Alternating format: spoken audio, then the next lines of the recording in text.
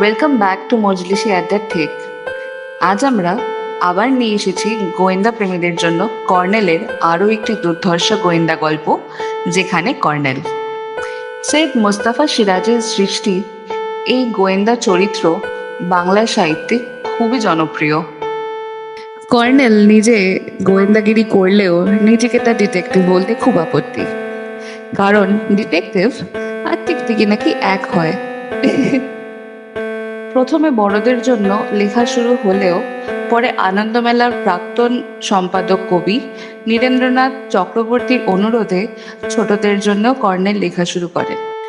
আগের সপ্তাহে টাক ও ছড়ির গল্পটি শোনার পর অনেকেই আরও একটি কর্নেলের গল্প দাবি করেছিল, তাই তাদের দাবি মানতেই এই সপ্তাহে আবার কর্নেল এসে গেছে আরও একটি ছোট গল্প নিয়ে।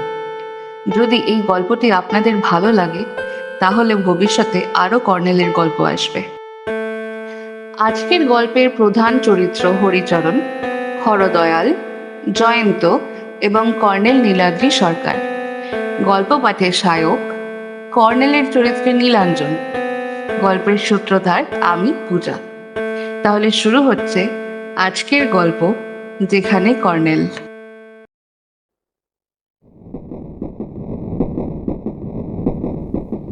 হরিচরণ এবং হরদয়ালের সঙ্গে আলাপ হয়েছিল মাদ্রাজ মেলের ফার্স্ট ক্লাস কম্পার্টমেন্টে। আমার বৃদ্ধ বন্ধু কর্নেল নীলাদ্রি সরকার গায়ে পড়ে লোকের সঙ্গে আলাপ জমাতে পারেন বটে। সারাটা রাত্রির গল্প করতে করতেই কাটিয়ে দিলেন।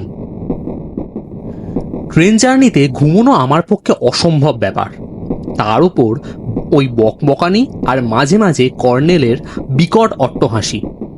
কেন হাসছেন, গল্পটাই বা কি, ওপরের বার্থে শুয়ে একটুও ঠাহর হচ্ছিল না আমার। তার চেয়েও বিকট হাসি হরদয়াল নামে ধুতি পাঞ্জাবি পরা লোকটির। বিকটই বলছি, কারণ নাদুস নুদুস গড়নের মধ্যবয়সী এবং প্রচণ্ড গুঁফোকোণে লোকের কণ্ঠস্বর যে অমন মেয়েলি আর ভুতুড়ে হতে পারে কোশমিন কালে শুনিনি। ভুতুড়ে বলার কারণও আছে। ভূত প্রেত নাকি খোনা গলায় কথাবার্তা বলে। হরদয়ালবাবু যদি আড়াল থেকে কথাবার্তা বলেন, দিনে দুপুরে রীতিমতো সাহসী লোককেও আঁতকে উঠতে হবে। হরিচরণবাবু দেখছিলুম একেবারে উল্টো। কথাবার্তা বলছিলেন কম, গড়ন বা চেহারায়, তাছাড়া পোশাকেও তার সঙ্গীর একেবারে উল্টো। লম্বাটে শক্ত সমর্থ গড়নের লোক, চিবুকে কুচকুচে কালো দাড়ি এবং দুপাশে জাঁকালো ঝুলপি, পরনে প্যান্ট শার্ট আর কণ্ঠস্বরটিও বেশ গম্ভীর। প্রথম আলাপেই জানতে পেরেছিলুম আমাদের মতো ওদেরও গন্তব্য গোপালপুর অনসি। কলকাতার চৌরঙ্গি এলাকায় হরিহর এন্টারপ্রাইজ প্রাইভেট লিমিটেড নামে দুজনে মিলে একটি কোম্পানি গড়েছেন। আমদানি রপ্তানির কারবার করেন। কারবারি জীবনের একঘেয়েমি কাটাতে মাঝে মাঝে কয়েকদিনের জন্য বেরিয়ে পড়েন। মাদ্রাজ মেল চিল্কা স্টেশনে পৌঁছতে সূর্য উঠিয়ে ছাড়ল। তখন কর্নেলের তারায় আপার বার্থ থেকে নেমে এলো। হরিচরণবাবু ওপাশের আপার বার্থ থেকে নামলেন। একটু পরে চা খেতে খেতে হরিচরণবাবু কর্নেলকে জিজ্ঞেস করলেন, আপনারা উঠছেন কোথায়? কর্নেল একটু হেসে বললেন, কিছু ঠিক করে আসেনি। শুনেছি গোপালপুর অন সিতে টুরিস্টদের চেয়ে নাকি হোটেল বা লজের সংখ্যা বেশি। এও শুনেছি ওখানে সমুদ্র তীরও নাকি বেশ নির্জন আর খোলামেলা। হরদয়ালবাবু তার ভুতুড়ে গলায় হি হি করে হেসে বললেন, অপূর্ব অপূর্ব।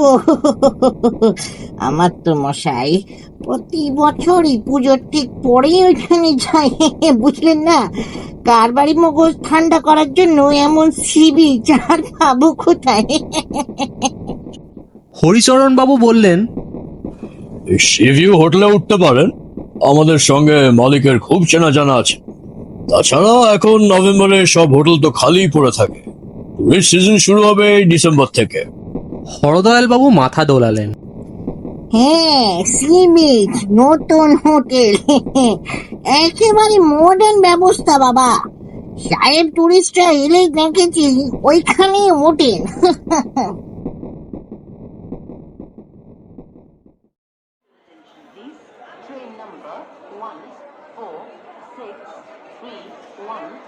বহরমপুর স্টেশনে পৌঁছতে 8টা বেজে গেল। ট্রেন বেশ খানিকটা লেট করেছে। 4 জনে মিলে একটা প্রাইভেট কার ভাড়া করে গোপালপুর অনসিতে পৌঁছতে মাত্র আধ ঘন্টা লাগলো। মাইল 35 দূরত্ব।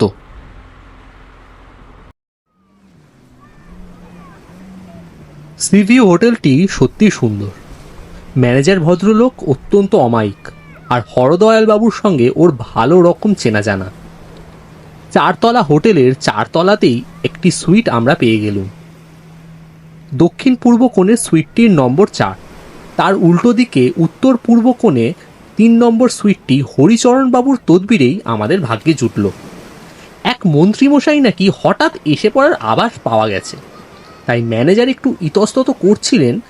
শেষে হরিচরণবাবু রফা করে দিলেন, যদি সত্যিই মন্ত্রীমশাই এসে পড়েন আমরা অন্য একটা সুইটে চলে যাব। হোটেল তো এখন প্রায় ফাঁকা। 4 তলার মোট 12টা সুইটের মধ্যে গোটা 5 সুইট ভর্তি আছে। 4 তলার 4 নম্বর সুইটটি হরিচরণ হরদয়ালের কলকাতা থেকে বুক করা ছিল। 2 বন্ধু মিলে সেটিতে ঢুকলেন। 3 নম্বরে ঢুকলাম আমরা। ব্যালকনিতে গিয়ে অভ্যেস মতো কর্নেল চোখে বাইনাকুলার রেখে সম্ভবত সামুদ্রিক পাখপাখালি খুঁজতে থাকলেন, আর আমি দেখতে থাকলুম সমুদ্র। সমুদ্রের বুকে প্রকাণ্ড সব কালো কালো পাথর মাথা তুলে আছে। সেই সব পাথরের সঙ্গে সমুদ্র যেন খেলা করছে। মাঝে মাঝে সেগুলোর উপরে এসে আছড়ে পড়ছে, ডুবিয়ে দিচ্ছে, আবার সরে যাচ্ছে। কর্নেলের মতো হা হা করে সমুদ্র হেসে উঠছে, আর ফেনাগুলো যেন কর্নেলেরই সাদা দাড়ি। ভাবলুম এই লাক্সই উপমাটি ওকে শুনিয়ে দিই, কিন্তু উনি বাইনাকুলার নামিয়ে গম্ভীর মুখে বললে, জয়ন্ত, তুমি তো একজন সাংবাদিক, ওদের সম্পর্কে তোমার কাগজে কিছু লেখা উচিত। অবাক হয়ে বললুম, কাদের সম্পর্কে? এখানকার মৎস্যজীবীদের। কর্নেল দুঃখিত মুখে বললেন, দূরের সমুদ্রে জলটা তত অশান্ত নয়, সেখানে মাছও প্রচুর, কিন্তু লক্ষ্য করো বিচের কাছাকাছি অনেকটা দূর পর্যন্ত সমুদ্রের কি সাংঘাতিক অবস্থা। ভেবে দেখো জয়ন্ত, ছোট্ট সব নৌকো নিয়ে এই অংশটা পেরোতে বেচারাদের কি লড়াই না করতে হয়। প্রতিদিন ওরা এই লড়াই করে তবে সামান্য কিছু মাছ ধরতে পারে, ফেরার সময় আবার সেই লড়াই।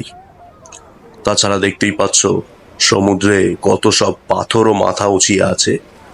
দৈবাত ধাক্কা লাগলে নৌকো ভেঙে গড়িয়ে তো যাবেই, ওরাও বাঁচবে না। ওদের এই প্রচন্ড জীবন সংগ্রামের কথা তোমার লেখা উচিত ডার্লিং। আমরা ডাইনিং টেবিলে বসে যখন বিশেষ বিশেষ সামুদ্রিক মাছের সুস্বাদ নিয়ে প্রশংসা করি, তখন কি চিন্তা করে দেখি যে আমার বৃদ্ধ বন্ধুর সারগর্ভ ভাষণে বাধা পড়ল দরজার কলিং বেলে। গিয়ে দরজা খুলে দেখি হরিচরণবাবু একেবারে সমুদ্র স্নানের জন্য তৈরি হয়ে এসেছেন আমাদের ডাকতে। বললেন, আসুন কর্নেল, সমুদ্র স্নান করে খিদে চাঙ্গা করা দরকার, নইলে ব্রেকফাস্ট জমবে না। জয়ন্তবাবু দেরি করবেন না, পোশাক বদলে নিয়ে বেরিয়ে পড়ুন। দাদা ভাই, আপনারা বাথস্যুট সঙ্গে এনেছেন তো? এখানে সমুদ্র কিন্তু বিপজ্জনক।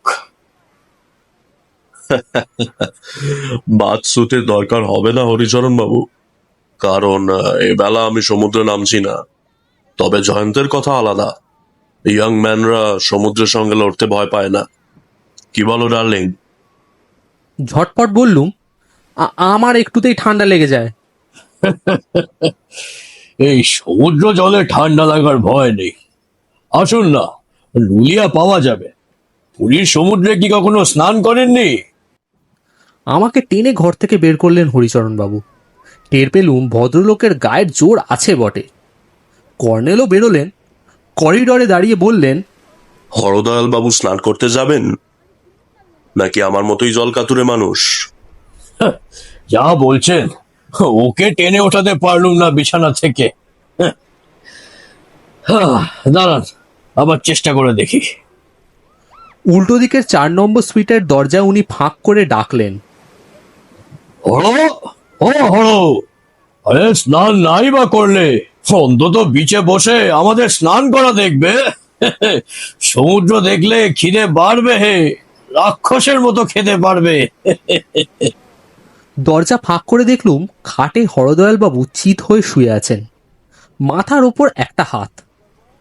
এই অবস্থায় শুয়ে থেকেই সেই ভুতুড়ে কণ্ঠস্বরে বললেন, আরে ট্রেন জার্নির ধকল সামনে নিতে দাও তো দেখি আগে, বরং দুপুর দিকেই যাব। তুমি তো বরাবর এখানে এসে আগে স্নান না করে ব্রেকফাস্ট করতে না, এবার হলোটা কি? বলে কর্নেলের দিকে ঘুরলেন।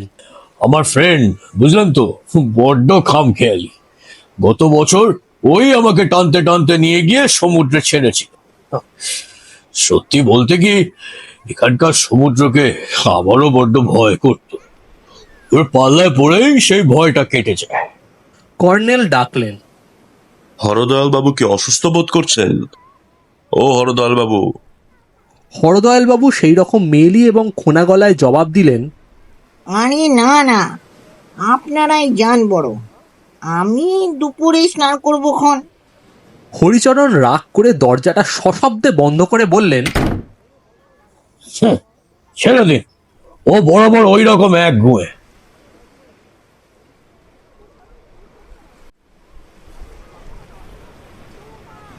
হোটেল থেকে বেরিয়ে সি বিচে নামার সময় কর্নেল বললেন, হরদয়াল বাবুর টনসিলের গন্ডগোল আছে, কাল রাত্রে সে নিয়ে আলোচনা করছিল। উনি বললেন 2বার অপারেশন করিয়েও কিছু হয়নি। আসল গন্ডগোল থাইরয়েড গ্ল্যান্ডে। ডাক্তারদের মতে ওই গ্ল্যান্ডে অপারেশন না করলে গলার স্বর বদলাবে না, তাছাড়া ক্রমশ বডিটাও আরো মোটা হয়ে যাবে। কিন্তু সার্জারিতে হরর বড় আতঙ্ক। এবার যে টনসিল অপারেশন করিয়েছিল সে একরকম আমারই চেষ্টায়, বড় জেদিও। সমুদ্রের বীজ ভাটার সময়ও তত কিছু চওড়া নয়, খানিকটা ঢালু।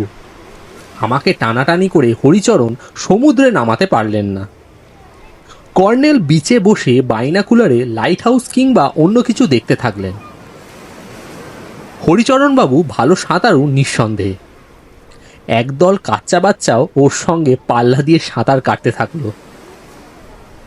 ছোট্ট ছেলেমেয়েগুলো মৎস্যজীবী বস্তির।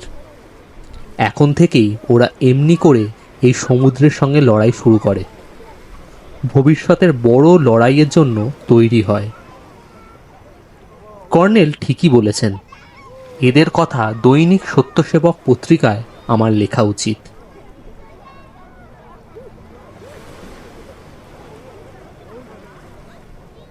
কিছুক্ষণ পরে কর্নেল সবে উঠে দাঁড়িয়েছেন। বিচের ওপর দিকের বালিয়াড়ি থেকে প্রায় আছাড় খেয়ে নেমে এলেন সি ভিউ হোটেলের সেই ম্যানেজার ভদ্রলোক। তারপর হাঁপাতে হাঁপাতে বললেন, সর্বনাশ হয়ে গেছে স্যার, হরদয়াল বাবু খুন হয়েছেন। বলে সাঁতারু হরিচরণের উদ্দেশ্যে হিস্টেরিয়াগ্রস্ত রোগীর মতো হাত ছোঁড়াছুড়ি এবং লম্পঝম্প করে ডাকাডাকি করতে লাগলেন। কর্নেল তৎক্ষণাৎ হন্তদন্ত হয়ে বালিয়াড়ির দিকে এগিয়ে গেলেন। বালিয়াড়ি দিয়ে ওঠার সময় তার টুপি খসে পড়ল। প্রশস্ত টাকটি ঝকঝক করে উঠল, কিন্তু টুপির দিকে মনি দিলেন না। অদৃশ্য হয়ে গেলেন বালিয়াড়ির ওধারে। এতক্ষণে আমার ঘিলু চাঙ্গা হলো এবং আমিও দৌড়ে চললুম। কর্নেল, কর্নেল দাঁড়ান, আমি আসছি, আপনার টুপিটা। বালিয়াড়ির খাঁজ থেকে কর্নেলের টুপিটা কুড়িয়ে নিলাম। হরদয়ালবাবুর মাথার পিছনে গুলি করা হয়েছিল। হোটেলের পরিচারক গোবিন্দরাম আমরা বেরিয়ে আসার আন্দাজ মিনিট 15 পরে জিজ্ঞেস করতে যায়, ব্রেকফাস্টে কি কি খাবেন বাবুরা। দরজায় তালা দেওয়া ছিল না। প্রথমে সে কলিং বেলের বোতাম টেপে, তারপর সাড়া না পেয়ে কয়েক মিনিট অপেক্ষা করে। সে হরিচরণকে বেরোতে দেখেছিল, কাজেই সে জানত হরদয়ালবাবু ভেতরে আছেন। বাথরুমে আছেন ভেবে সে অপেক্ষা করেছিল। শেষে অধৈর্য হয়ে দরজা খোলে এবং হরদয়ালবাবুকে চিত হয়ে শুয়ে থাকতে দেখে। বাবু সারা শব্দ না পেয়ে তার সন্দেহ হয়। তখন সে ওর দিকে ঝুঁকে কপালে হাত রাখে। কপাল ভীষণ ঠান্ডা ছিল। তারপর তার চোখে পড়ে বালিশের ওপরে রক্তের ছোপ। মাথার পিছন দিকটা থেকে সামান্য একটু রক্ত গড়িয়ে এসে বালিশের ছোপ ফেলেছিল। পুলিশ এসে যথারীতি মৃতদেহ বহরমপুর শহরের মর্গে নিয়ে গেল। সবাইকে তন্ন তন্ন জেরা করে বিবৃতিও লিখে নিয়ে গেল। হরিচরণ বন্ধুর শোকে কাঁদতে কাঁদতে পুলিশের গাড়িতে বহরমপুর চলে গেলেন। সেখান থেকে ট্রাঙ্ক কল করে হরদয়ালের আত্মীয় স্বজনকে খবর দেবেন। হরিচরণের মুখেই আমরা জানতে পেরেছিলুম হরদয়ালের অ্যাটাচি কেসে প্রচুর টাকা ছিল, সেটাও উদাও হয়ে গেছে।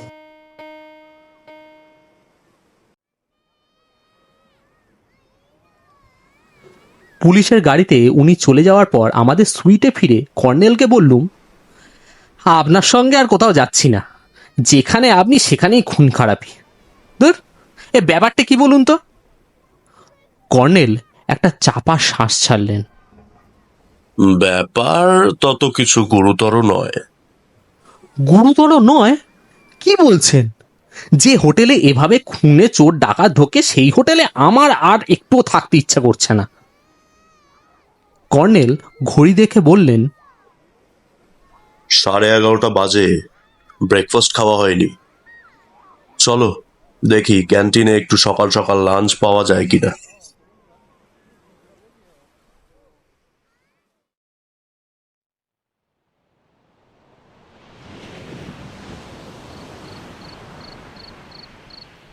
সূর্যাস্তের পর কর্নেল ও আমি সি বিচে গিয়ে বসে আছি।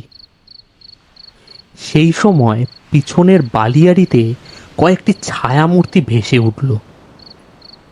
ডান দিকে বিচের মাথায় কতগুলো পাথরের ভাঙাচোরা বাড়ি, খুব পুরোনো আমলের বাড়ি। ছায়ামূর্তিগুলো বালিয়াড়ি থেকে সোজা না নেমে সেই ভাঙা বাড়িগুলোর ভেতর ঢুকে পড়ল। অমনি ভয় পেয়ে চাপা স্বরে বলে উঠলুম, কর্নেল, নির্ঘাত চোর ডাকাতের দল। কর্নেল হাসতে হাসতে বললেন, আমরা তো ব্যবসায়ী নই, টাকা কড়িওয়ালাও নই।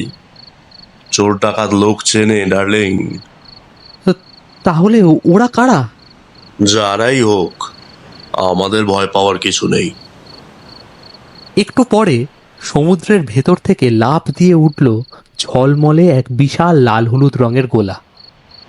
ওটা যে চাঁদ বুঝতে সময় লাগলো না।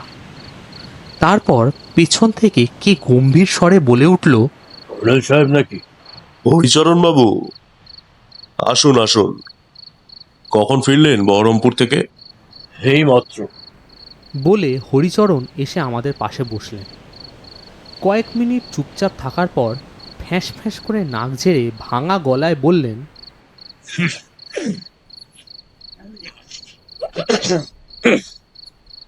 এই, আপনি কি বলবেন বলছিলেন? এই চলে যাওয়ার আগে দেখা করতেন। কর্নেল আমাকে ভীষণ চমকে দিয়ে বললেন, আচ্ছা হরিচরণ বাবু, আপনি কি প্রেতাত্মা বিশ্বাস করেন? কেন বলুন তো? আমি অনেকদিন যাবৎ তন্ত্র সাধনা করছি। প্রেতাত্মাদের সঙ্গে আমার যোগাযোগ আছে। আপনার বন্ধু হরদয়াল বাবুর আত্মার সঙ্গে যদি আপনি বাক্যালাপ করতে চান, করতে পারেন। ডাকবো তাকে? এই কথা বলতে ডেকেছিলেন কি? কর্নেল জবাব না দিয়ে ডাকলেন, হরদয়াল বাবু, আপনার বন্ধু এখানে উপস্থিত আছেন। কিছু বলার থাকলে বলুন ওকে।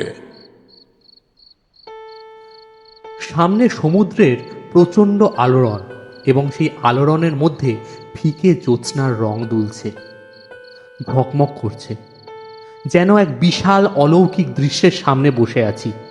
আর সেই অলৌকিকতাকেও তুচ্ছ করে দিয়ে ভেসে এলো হরদয়াল বাবুর ভুতুড়ে কণ্ঠস্বর।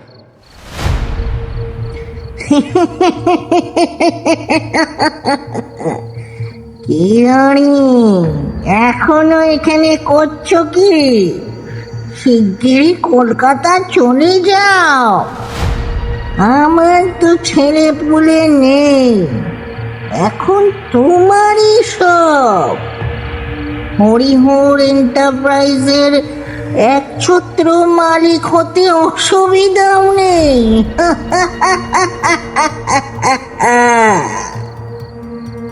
হরিচরণবাবু উঠে দাঁড়িয়ে বললেন, এই চালাকির অর্থ কি? কথাটা বললেন কর্নেলকে, কিন্তু জবাব এলো হরদয়ালের প্রেতাত্মার কাছ থেকে।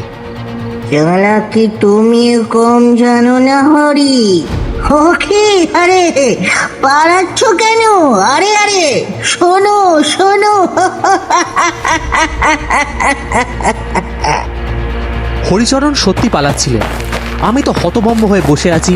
হঠাৎ ডান দিকে সেই ভাঙা পাথুরে বাড়িগুলো থেকে এক ঝাঁক টর্চ এসে পড়ল এবং একদল ছায়ামূর্তি ঘিরে ধরল হরিচরণকে। তখন বুঝতে পারলাম সেই ছায়ামূর্তিগুলো পুলিশ হরিচরণকে গ্রেপ্তার করেছে।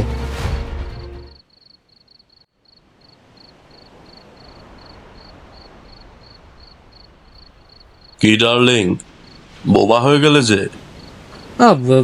কিছু বুঝতে পারছি না, কিছু মাথায় ঢুকছে না। স্রেফ ভেন্ট্রিলোকুইজম। আমি এই স্বর জাদু বিদ্যাটি সম্প্রতি শিখেছি। যাই হোক, হরদয়ালের মাথার পেছনে সাইলেন্সার লাগানো পিস্তল দিয়ে গুলি করে মেরে হরিচরণ ওকে বিছানায় শুইয়ে রেখেছিল। আমরা ওদের সুইটের দরজার ফাঁক দিয়ে ওকে দেখেছিলাম ঠিকই, তখন আসলে উনি মৃত। কিন্তু এই হরিচরণ ভেন্ট্রিলোকুইজমে খুব পাকা। বিশেষ করে হরদয়ালবাবু টনসিলের ত্রুটি থাকায় হরিচরণের সুবিধে হয়েছিল। আমাদের সাক্ষী রাখতে চেয়েছিল যে হোটেল থেকে বিচে আসার সময় আমরা হরদয়ালকে জীবিত দেখেছি, কারণ ওর কথাবার্তা শুনেছি। সব কিছু আমি দেরিতে বুঝি। ধুর, ঝটপট বললুম, বুঝেছি বুঝেছি।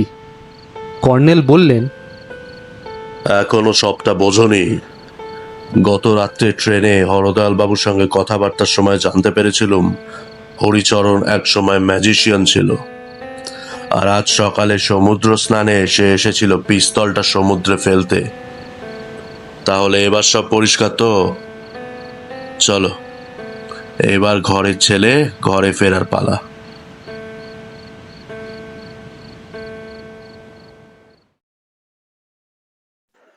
শুনলেন সৈয়দ মুস্তাফা সিরাজের লেখা যেখানে কর্নেল। গল্পপাঠ এবং জয়ন্তর চরিত্রে সায়ক, কর্নেলের চরিত্রে নীলাঞ্জন, হরিচরণের চরিত্রে সায়ন, হরদয়ালের চরিত্রে দেবশঙ্কর। গল্পের সূত্রধার আমি, পূজা। Background music, SFX, poster design করেছে ভঞ্জজাত, সোশ্যাল মিডিয়া প্রমোশনে মেঘলা, এডিটিং, অডিও অ্যাডাপ্টেশন এবং পরিচালনায় সায়ক। কেমন লাগলো আজকের গোয়েন্দা গল্পটি?